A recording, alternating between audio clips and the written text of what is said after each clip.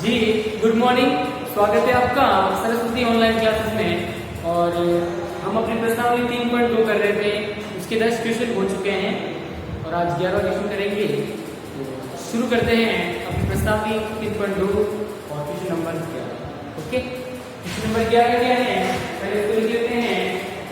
तो कह रहा है 20 से छोटी, 20 से क्या होनी चाहिए, छोटी अभाज्य संख्या। 20 से छोटी कितनी अभाज्य संख्या होती है, अभाज्य संख्याओं, अभाज्य संख्याओं के ऐसे 5 युग्म लिखिए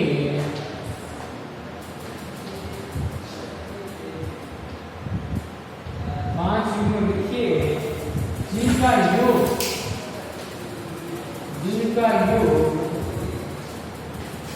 योग 5 से विभाज्य हो, 5 से विभाज्य हो, 5 से विभाज्य हो।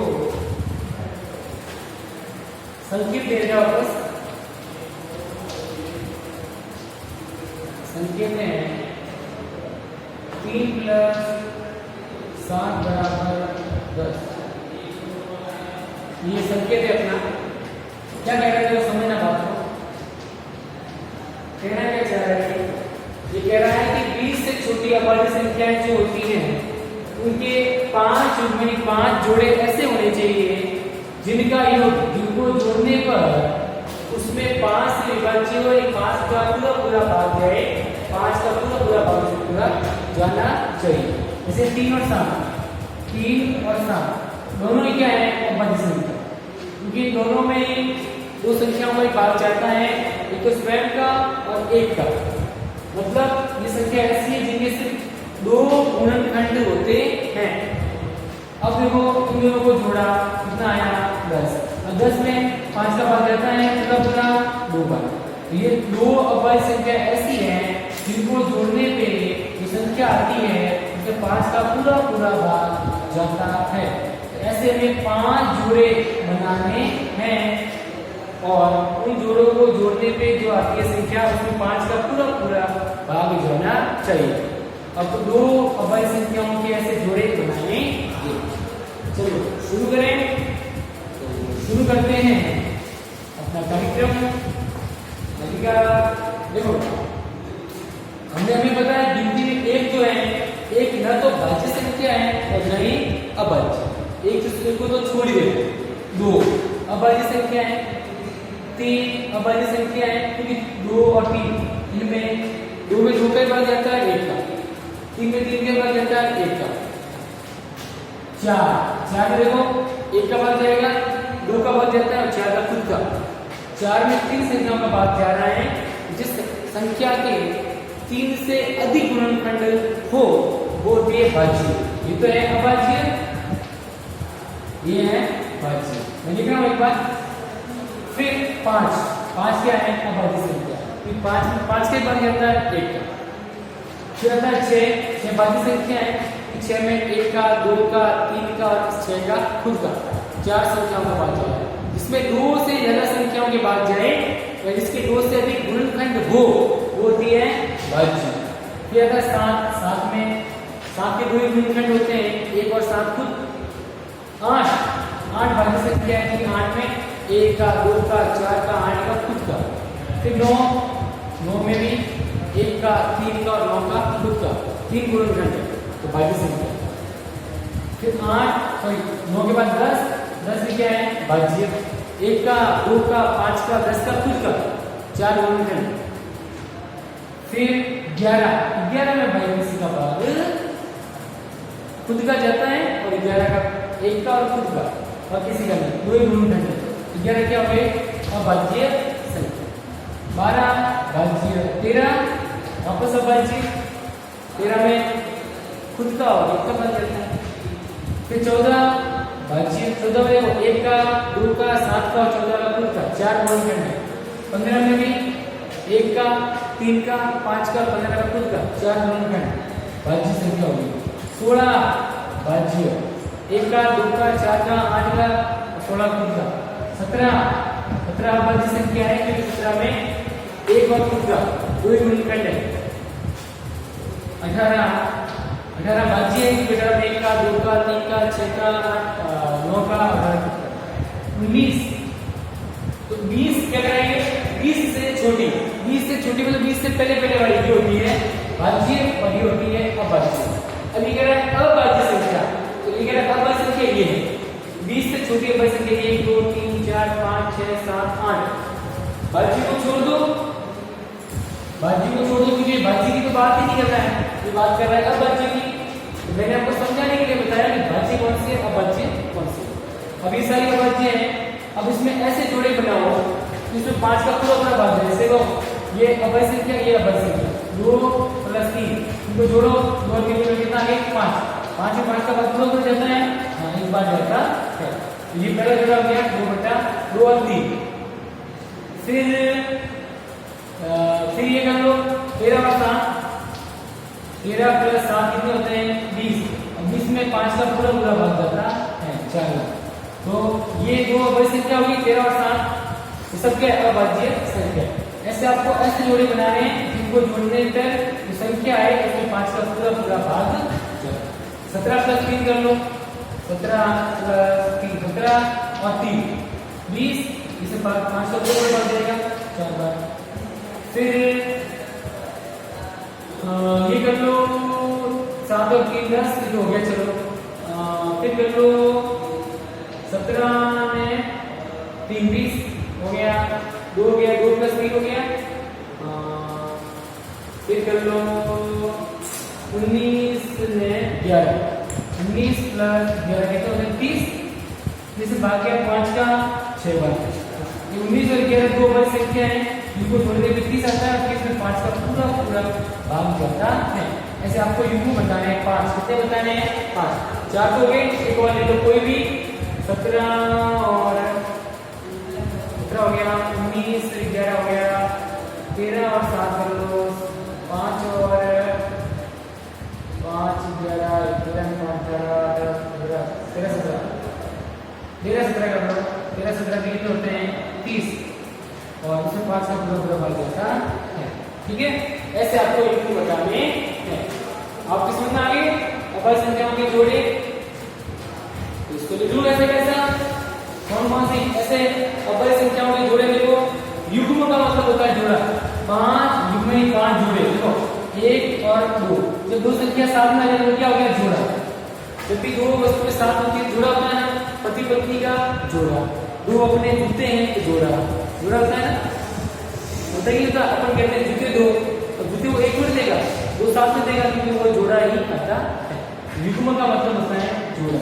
ये दो संख्या है अभाज्य संख्या साथ में आती है इसका जोड़ा हो गया। तो करते हैं अब अभाज्य संख्याओं का अभाज्य संख्याओं के युग्म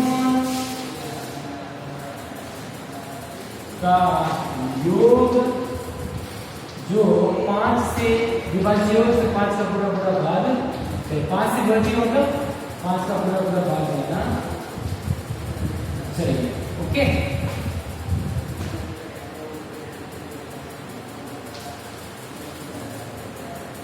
चलो करते हैं जोड़े कौन से होंगे 2 + 3 2 + 3 कितने होते हैं 5। जोड़ा क्या हो गया जोड़े कौन आ गया 2 और 3 दोनों क्या है अभाज्य संख्या। अभाज्य संख्या 2 और 3 आ गई 2 और 3 को जोड़ा 5 आ गया 5 में 5 का भाग पूरा जाता है। पहला जोड़ा आ गया 2 और 3 दूसरा जोड़ा आ गया 13 और 7। अब इसको आप करो 13 + 7 कितने होते हैं 20 और 20 में 5 का पूरा भाग जाता है 4 बार। फिर तीसरा जोड़ा आ गया 17 + 3 17 + 3 17 और 3 तीसरा जोड़ा आ गया 17 + 3 को जोड़ा कितना आ गया 20 भाग 5 कितनी बार 4। फिर अगला जोड़ा है 19 और 11 का और लास्ट जोड़ा है 13 और 17 का। ठीक है अब इनको हल करते हैं तो इनको जोड़ने पे 5 का पूरा भाग जाएगा। बाकी बात रखिए ऐसे आपको अभाज्य संख्याओं की जोड़े बताने जिसमें पार्ट्स का पूरा पूरा भाग जाए। 19 और 11 कर लो, 19 प्लस 11 बराबर हो गए 30। इससे 5 का भाग गया, 5 का पूरी बात 6 का। फिर 13 और 17 भी होते हैं 30 भाग गया 5 का भाग गया 6। ये हो गया। आप कैसे ये बस संख्याओं के युग्म की जोड़े, बाकी संख्या युग्म की जोड़े जिनको जोड़ने पे 5 का पूरा पूरा भाग होता है। सॉल्व कर लो। फिर आगे हम अगला क्वेश्चन कर लेते हैं। चलो 12वां भी कर लेते हैं, अलिस्तान वाला है 12वां क्वेश्चन। देखिए आप लोग सब बोर्ड पे देखें, बाद में देखें ना आराम से। निम्न में रिक्त स्थानों की खाली स्थानों की पूर्ति कीजिए। खाली स्थान भरिए।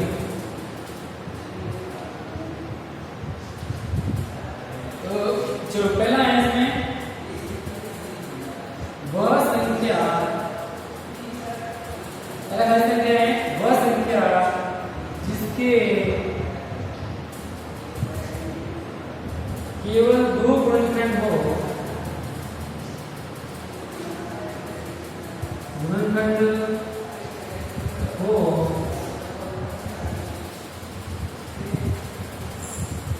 एक अभाज्य संख्या कहलाती है।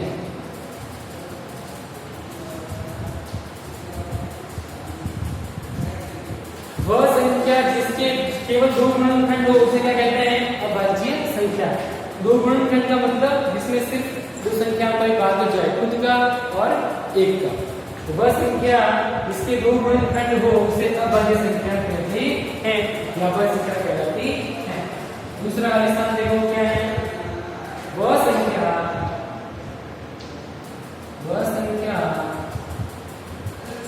जिसके 2 से अधिक गुणनखंड हो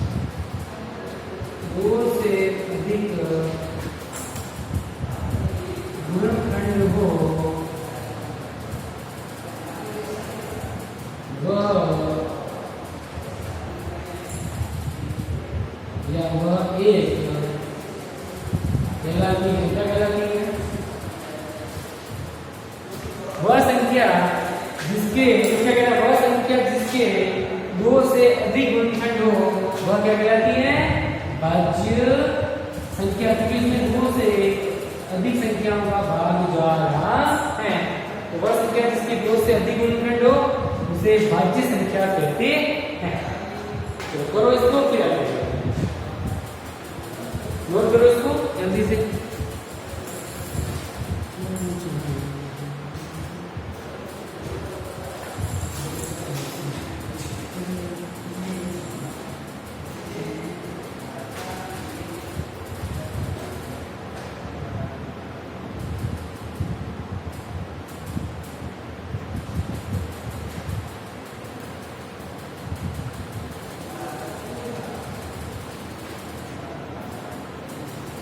चलो बेटा तू क्या?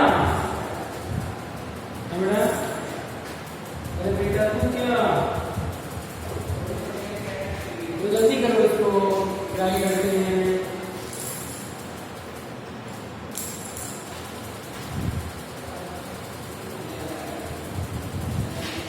चलो मैं इसको मिटा देता हूँ, आप लोग आराम से वीडियो को रोक के इसको हल कर सकते हैं। ओके,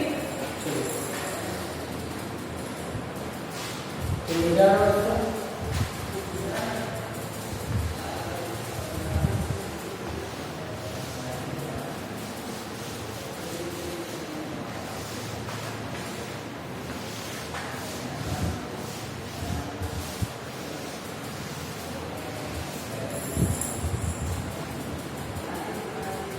खालिस्तान इसका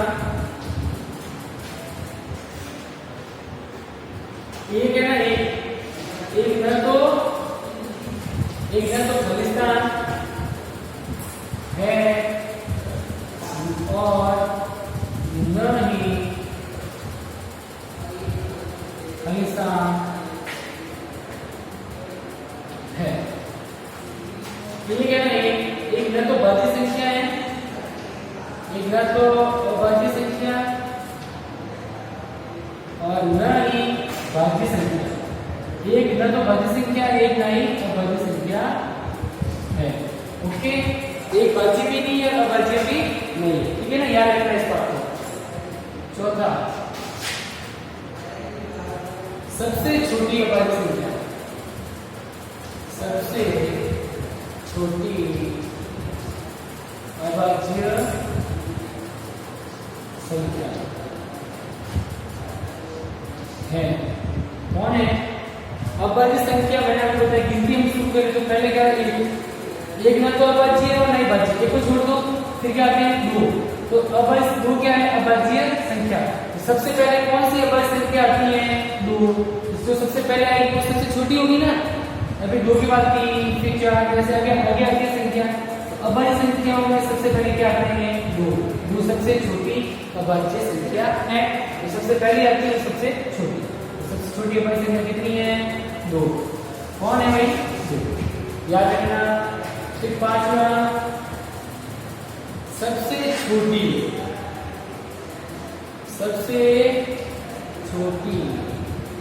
भाज्य संख्या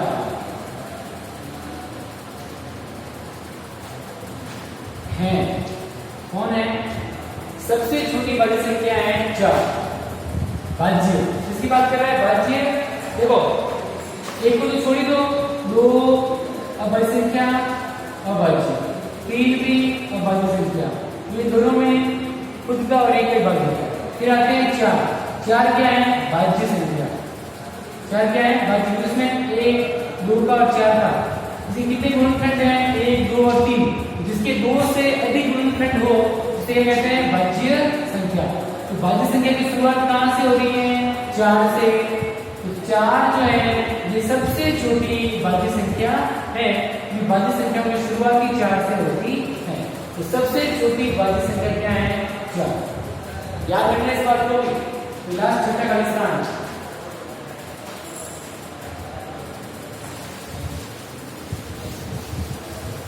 तो नेक्स्ट करते हैं, लास्ट खाली स्थान कर लेते हैं। सबसे छोटी सम संख्या दो है। कौन है? दो है। कैसे है? सम संख्या किसे कहते हैं? मैंने आपको बताया भी था पहले, आपको याद नहीं है शायद। वह संख्या जिसमें दो का पूरा पूरा भाग जाए वो होती है सम। तो एक क्या है? एक में दो का भाग जाता है क्या? नहीं। फिर आते हैं दो, दो में दो का भाग पूरा पूरा जाता है। तो सम संख्या में सबसे छोटी सम संख्या कौन सी है? दो। इस सम संख्याओं की शुरुआत किससे होती है? दो से। एक तो विषम, फिर आता है दो क्या है? सम। तो सम में सबसे पहले कौन आ रहा है? ये तो विषम हो गई, ये हो गई सम। दो में दो का भाग जाता है, ये सम संख्या है। और सबसे पहले कौन सम संख्या आती है? दो खुद। दो सबसे छोटी सम संख्या है। चलो इसको हल करें। ये प्रश्नावली कंप्लीट 3.2 इसको लिख लो। खाली स्थान को फिर 3.3 शुरू करेंगे।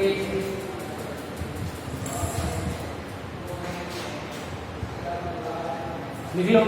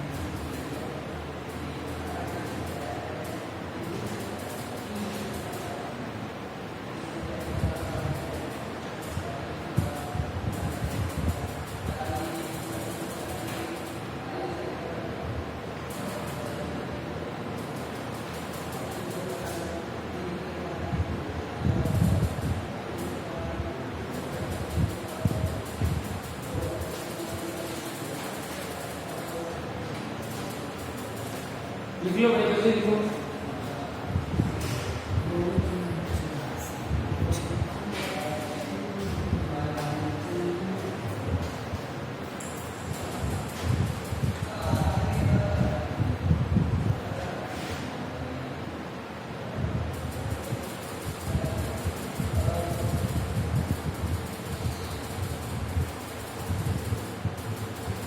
मिटा दो बेटा, मिटा देता हूँ। आप लोग वीडियो को रुक के आराम से कर लेना, ठीक है। मैं इसको मिटा रहा हूँ।